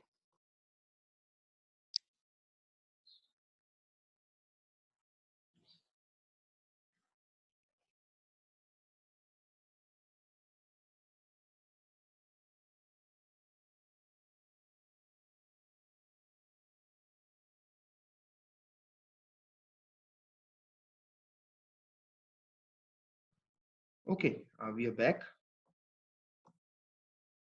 So we were doing independent sample t-test. Now we will move towards doing the one-way ANOVA. Now, since previously I gave example about pure management sciences, how maybe say customer loyalty differs between male and female respondents. Now, independent sample t-test can be used to in any number of research studies. For instance, a medical science student may use independent sample t-test to study two groups. One that is given a particular medicine, while other group might not be given a particular medicine. The control and placebo, as we normally refer to them. So that's how you can use independent sample t-test. For example, in current stages, a particular medicine or a particular COVID-19 vaccine or different COVID-19 vaccine may be tested in different groups, or maybe a COVID-19 vaccine tested in two groups to assess how far-reaching its effects are on those two groups, and then the outcomes can be compared. For example, a particular diet plan, how it affects one group and how it affects other group. So this is how you can compare the different groups using independent sample tests, provided that you only have two groups. Now moving on, moving ahead, we'll use now what if let's discuss this example. What if you've got more than two groups? But let's say, what if you want to assess whether or not a particular uh, diet plan, or how a particular diet plan affects three groups, or how a particular medicine affects people in different age groups? For example, maybe blood pressure of people taking a particular medicine, and then their age group is between 20 to 30. The other group may be 30 to 40. The other group may be 40 to 50. So now there are three groups. Now you want to check the blood pressure of people, but these people are from three different groups. So once there are more than two groups, you cannot use independent sample t-test. Now, in order to use or in order to compare more than two groups, you would need ANOVA. Now, to do that, you have to go back. In this case, since we've got this data, so what we'll be doing is that let's see if I want to, or I am interested in identifying or assessing or ascertaining whether or not there are differences in loyalty or in loyalty across the three countries that we surveyed. So we surveyed three countries. We collected data from China, Pakistan, and Italy, 1, 2, and 3. Now I am interested in identifying or assessing whether the perception of customer loyalty, or let's say whether the perception of CSR differs between China and Pakistan, or across China, Pakistan, and Italy. So how do you do this? So you click analyze, you go to compare means, and then you click one way ANOVA. I'm interested in identifying or assessing differences in CSR across the three countries. So the factor is country.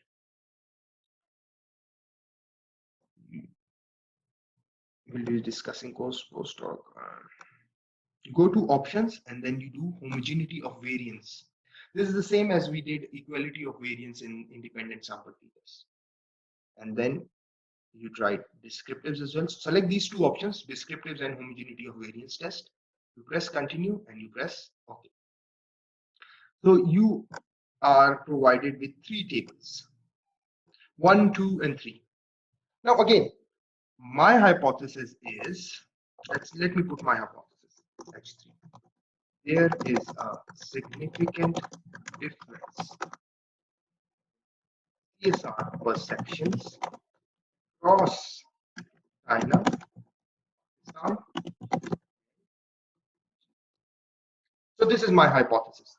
Now, in order for me to accept or reject this hypothesis, I have to assess the significance level. Now, where is this significance? If we look at this output and this ANOVA table, here is this significance, 0.000. This is actually showing us or telling us, yes, there are significant differences in the perception of CSR across these three countries. Like the perception of China is different from the perception of people of Pakistan. And the perception of people of Pakistan might be different from people of Italy. Or the perception of people of Italy might be different than the people of China. So And if you look at this means here, this is actually complementing these significance tests. 4.08. China has got 4.08. The perception rating is 4.08. They are highly approving these. They have got good perception of the CSR initiatives taken in their country. Pakistan 3.65. Italy 3.98. The highest is in China, the second highest in Italy, and then the last is Pakistan. So through naked eye, if we assess the means, there are differences. But if these differences are significant, yes, these differences are significant because the significance value is less than 0.05. So our hypothesis is accepted. There are differences.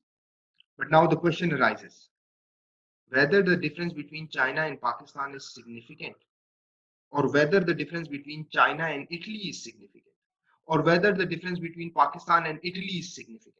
Because there are multiple groups. Overall, there are differences. But are there individual differences existent between China and Pakistan, Pakistan and Italy, and China and Italy? Because these are the only comparisons that you can make since you've got three groups. So how do you do this? I hope I'm clear up till now. If there is any question, please do ask. Any questions?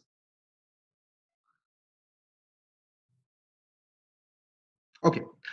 So what if I want, or what if I ask you, is there significant difference in CSR perception between China and Pakistan? So with this or with these three tables, you cannot be sure.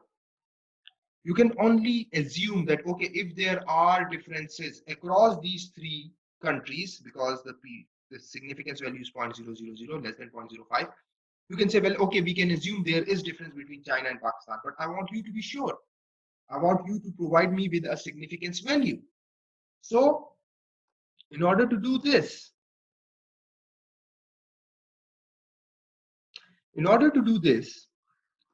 you will need to first assess whether you need to assess the equality of variance. In this case, it's 0.125.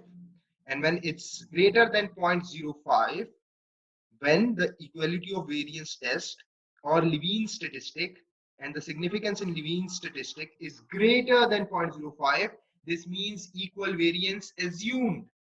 In this case, the equal variance is assumed. Now, in order to assess whether there are individual differences between these countries, I need to conduct another test. So what do I do now is I go to analyze, I go to compare means, and I go to one way ANOVA. And here I've already got CSR, I've already got country. So what I need to do is I need to go to post hoc analysis. And in post hoc analysis, if you see, you've got one group which is labeled as equal variance assumed, the other group which is labeled as equal variance not assumed. So before you click this post hoc analysis, you have to assess this test of homogeneity of variance. And in this case, when we assess the homogeneity of variance, it was greater than 0.05. So since it was greater than 0.05, equal variance was assumed. Now, there are multiple options that you can choose from. Normally, LSD or Bonferroni is used. So in this case, we used LSD. Do not do anything, just press continue and press OK, and you will be presented with another table apart from those tables. And if you look at this table now, it is giving you individual comparisons. Let me copy this in Word so that I'm in a better position to explain. So overall, we knew that there are differences. Now we know that whether China and Pakistan have got any significant differences. Yes, there is a significant difference in the perception of CSR between China and Pakistan. What is there any difference between China and Italy? No, because the value is greater than 0.05. So this is why you need multiple comparisons and post hoc analysis in order to assess the individual differences.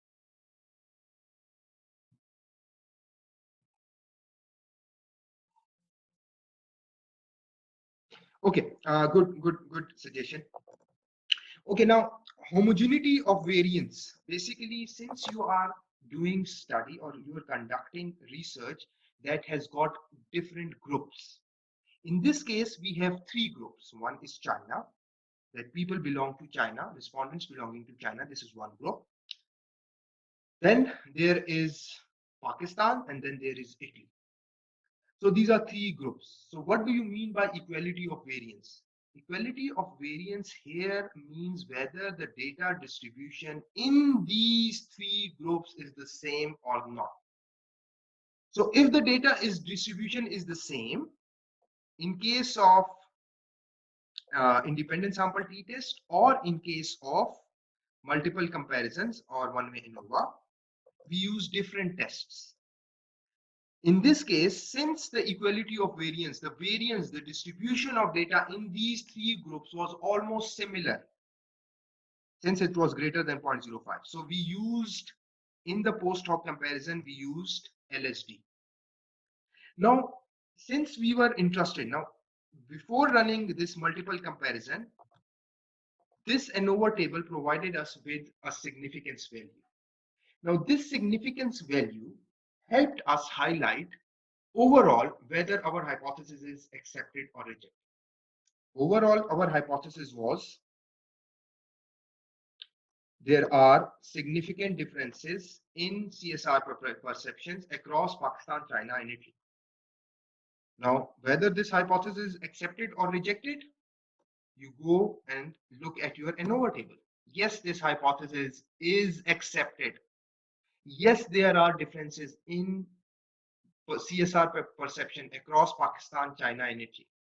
But this is significance, whether or not your hypothesis is accepted or rejected. But if I ask you this question, whether there are differences in China and Pakistan, or China and Italy, or Pakistan and Italy, you need another test. And this is called post hoc test. To run the post hoc test, you need to first assess the homogeneity of variance. In this case, the homogeneity of variance was insignificant. This would mean equal variance assumed. And you select a particular test from equal variance assumed group from the post hoc that we did. I'll do it again. Analyze, compare means, one-way ANOVA, post hoc, and we selected LSD. You just press continue and OK, and you are displayed with this table. Now look at this table. It is giving us individual differences between countries. The perception of CSR between China and Pakistan is significantly different. But the perception of CSR between China and Italy is not significantly different, because the value is greater than 0.05.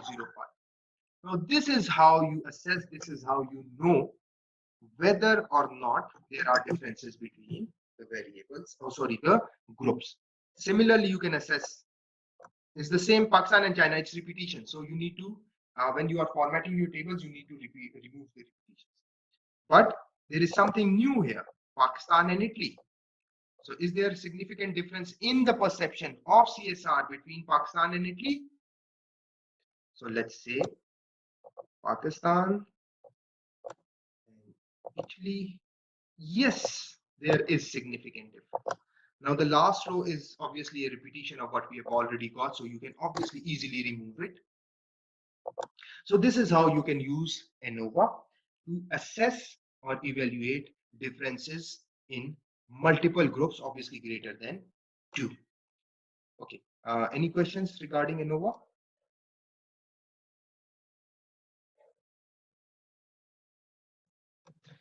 Okay, if there are no questions, we'll go to our final test, chi-square analysis. And obviously, okay, now let's say, let me create a new data set for chi-square. Okay, there is a very big misconception regarding the use of chi-square. People tend to use it for anything, any sort of relationship. This is utterly wrong. Chi-square is only used when you've got your data in nominal scale, or nominal and ordinal scale. So you cannot use chi-square analysis for any kind of analysis. If your data is in interval or ratio scale, you cannot use chi-square analysis, because the results will be wrong. Obviously, SPSS will give you results, but those results will be wrong.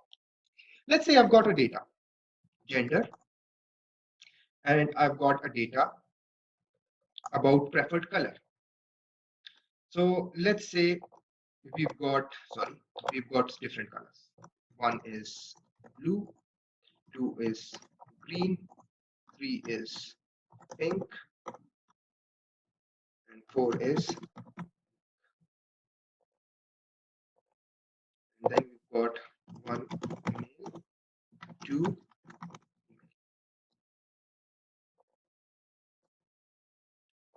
Let's say we've got, let me enter some dummy data here. We've got 23 male and we've got some, and let's say the preferred color for male is one.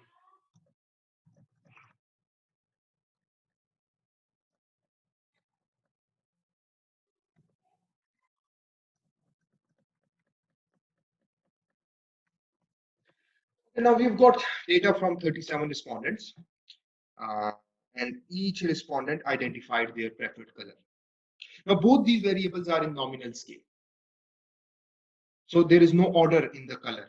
It could have been, I wrote blue first, I could have written black first. This wouldn't have made any difference at all.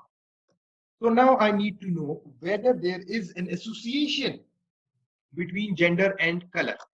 So what I do is I go to analyze, and then I go to descriptives, and then I go to cross tabs.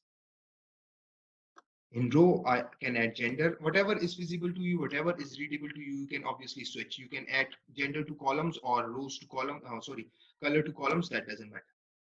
And then you go to statistics, and then you click chi-square. You press continue, and you press OK. And here are your results. Now, in male, the preference is 11 have preference for blue, 11 have preference for black, 1 has preference for green. In female, 9 have preference for green and 5 has preference for pink. And there are total 14 female respondents, 23 male respondents, a total of 37 respondents. Now, if we look at this table, there are multiple statistics. But what we are interested in is the top row. 33.174 is the chi-square statistic. But what we are interested in is whether there is a significant association of gender and color. Yes, there is a significant association of gender and color, because the p-value, the significance value, which if less than 0.05 shows significant relationship. In this case, the value is less than 0.05. So your hypothesis is accepted. This shows, yes, there is a significant association between gender, or there is a significant association of gender with a particular color, or you can associate color with a particular gender. So this is how you can use chi-square statistics. Thank you so very much. Now I'll leave the floor open to any questions, any suggestions, because your suggestions are more than welcome to further improve this process, because obviously we'll be in touch. This was just a basic orientation to SPSS. In future, we obviously plan on delivering lectures on how to write in a particular paper. What makes your paper worthy of publishing? So we'll be discussing all those things. We'll be discussing advanced softwares like Smart PLS, maybe Amos, Atlas.ti, and Mendeley. How to use Mendeley not just for referencing, but to write your literature. So we've got a number of concepts in mind, ideas in mind, and we will strongly recommend if you can obviously provide your input. If you don't want to talk, obviously you can put your input in chat box, and we'll definitely consider those things, and we'll obviously try to make sure to further improve this initiative and make it as fruitful as possible for you all. So the floor is open for questions. You can ask any questions.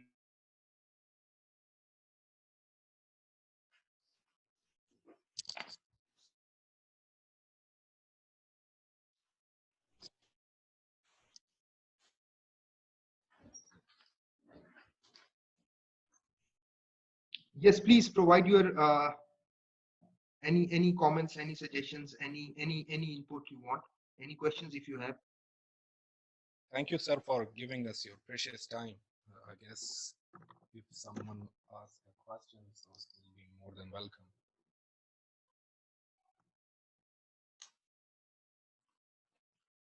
No questions.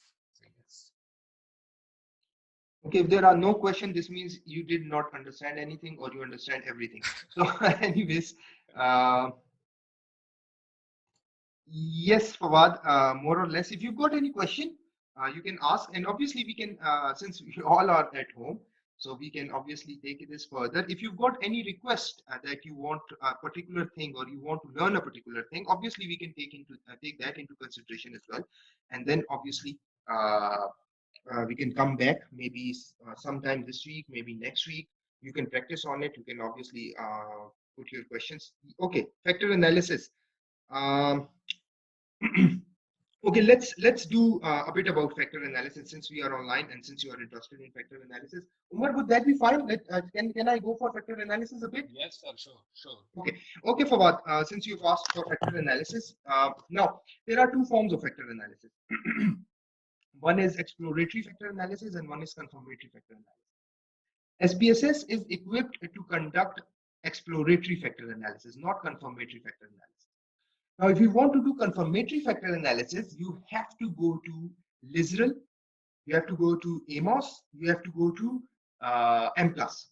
Not even Smart PLS. Smart PLS is for structural equation modeling. It's not for confirmatory factor analysis. SPSS is only for exploratory factor analysis. Now, what's the difference? Rather than going into the difference, let me talk about exploratory factor analysis. Now, if you've got a few factors, a few, maybe say a few things related to a particular concept, and there are maybe say these 20, 30, 40, 50 factors that are related to a particular concept, and you want to group those factors into underlying constructs or underlying, you want to identify whether there is an underlying grouping in there. So what you do is you go for exploratory factor analysis. Normally, exploratory factor analysis is used for scale development. I hope you can see the screen. Everyone, Umar, screen visible? Sorry, screen Yes, is sir. visible, right? Okay. Now, Yes, sir. let's say we've got this paper. This is one of our paper. Let me put the paper. Okay, this is one paper.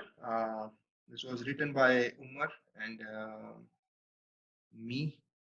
So what we did was we developed a scale, a multi-dimensional scale for measuring internal marketing in Chinese higher education. And what we did was we did a few interviews. And then based on those interviews, we identify the key items that can make up the internal marketing scale. After that, we had 36, 37, or whatever the number of questions we had. Umar will share this paper with you as well. So now we had these questions after initially we had this is the number of questions we had. So now we wanted to identify whether these items, these questions can be grouped together or not. Now we did our own grouping as well, but obviously when you are doing statistical analysis, you want to support your findings through statistics.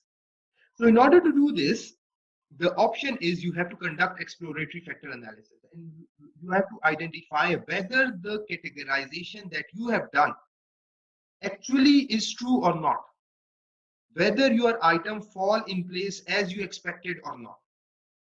So you've got 10 questions and you say, okay, these questions should fall into three factors, with first three questions in factor one, second three question in factor two, and the last four questions in factor three.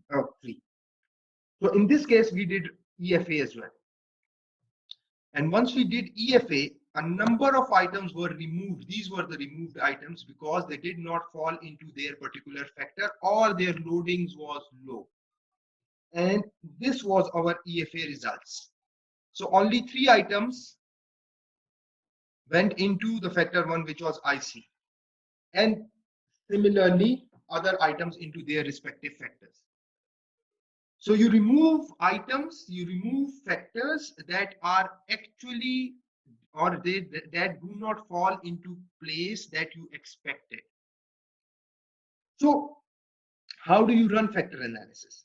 I hope I'm clear up till now, and then I'll is everything clear? So since Fawad specifically asked for it, so I'm going to ask Fawad. Okay, good. Okay, Fawad, let's say we've got this data. Mhm.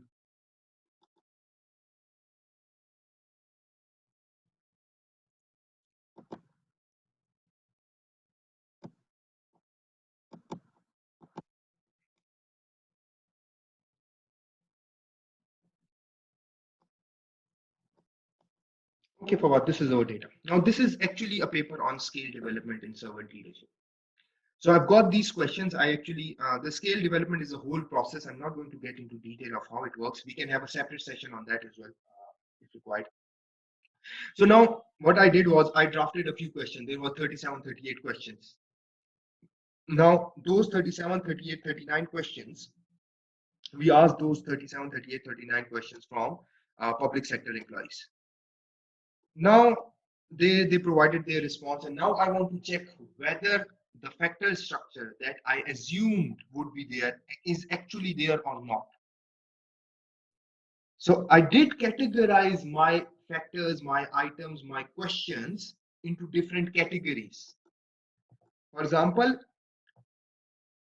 authenticity had 5 questions, behaving ethically had 6, development had 5, emotional healing had 5, humility had 5, wisdom had 7 questions. Now this is what I expected. Okay, these questions actually belong to these categories, but now I have to check whether I was right or wrong. Now, in order to do this, I have to go for exploratory factor analysis. Now, to do this, you go to analyze, dimension reduction, and then factor. Now, shall I check them separately or all together? That's the question. You should check them all together. Reason being, these are the factors that relate to a particular construct. And in this case, the construct is servant leadership.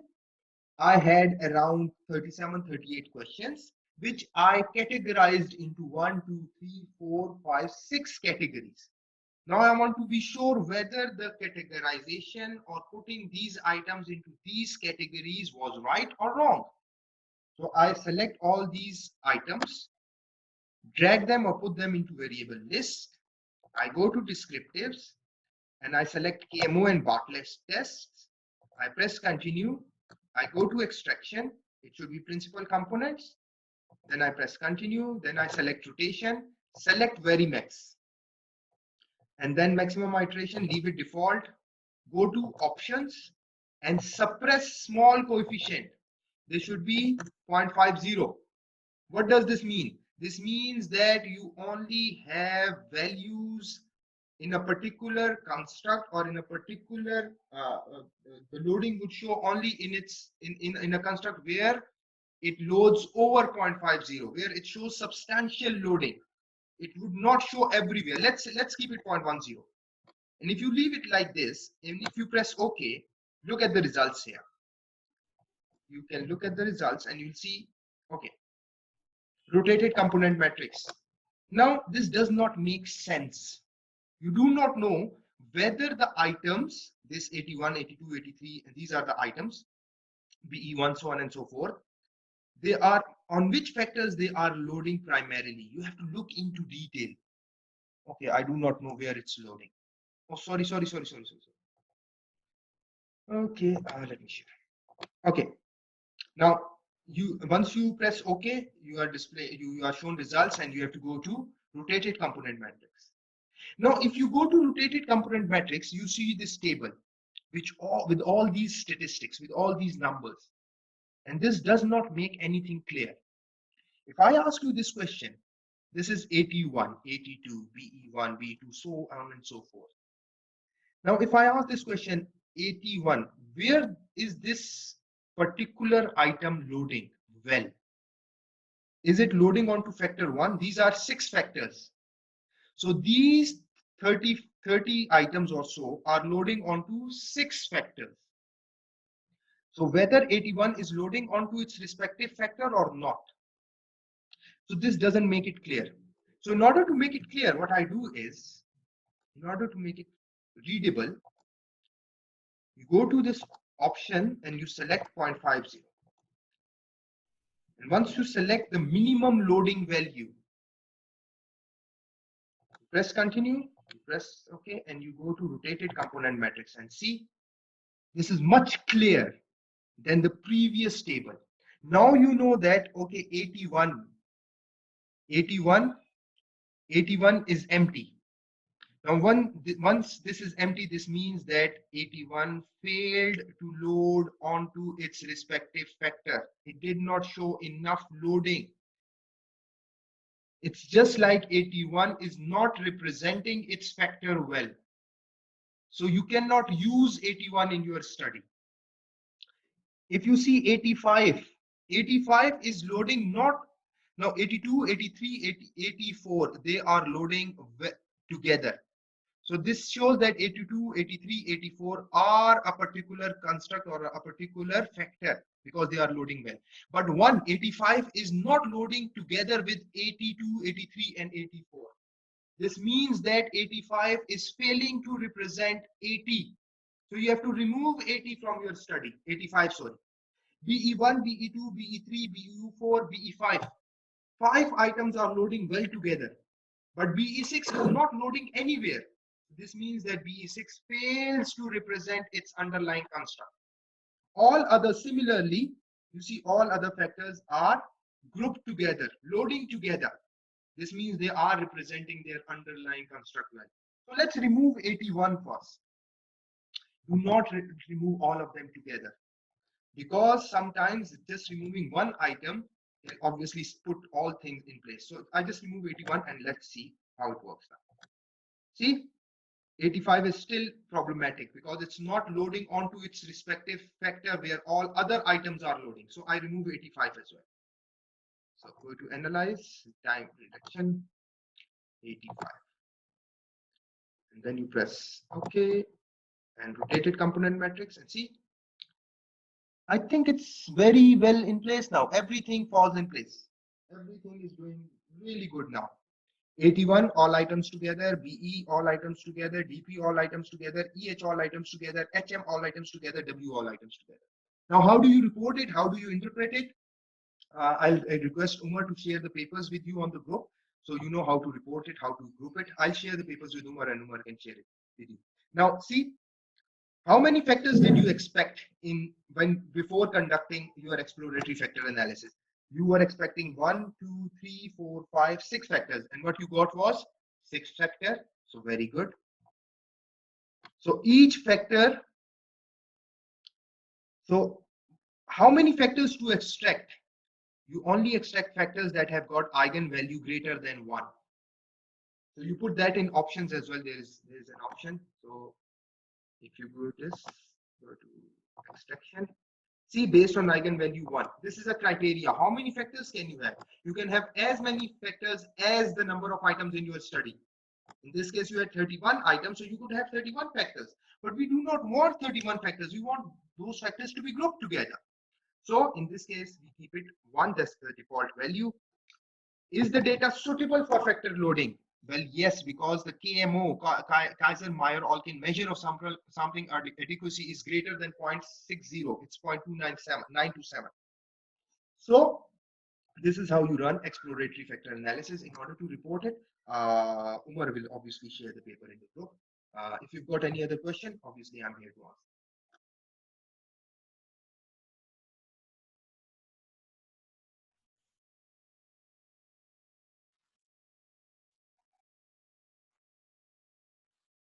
I guess no questions, sir. Okay.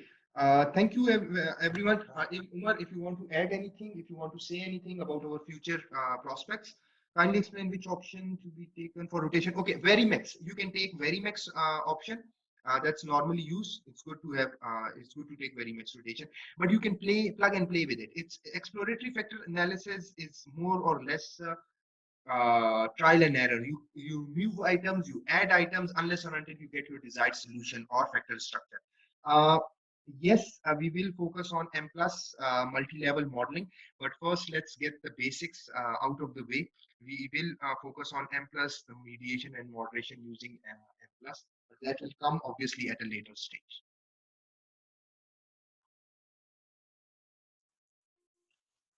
Umar, if you Thank can, you, sir. please, thank you. Thank you, sir. Actually, we'll discuss some more softwares in the future. So I will share it with you, and we can plan it with the students as well.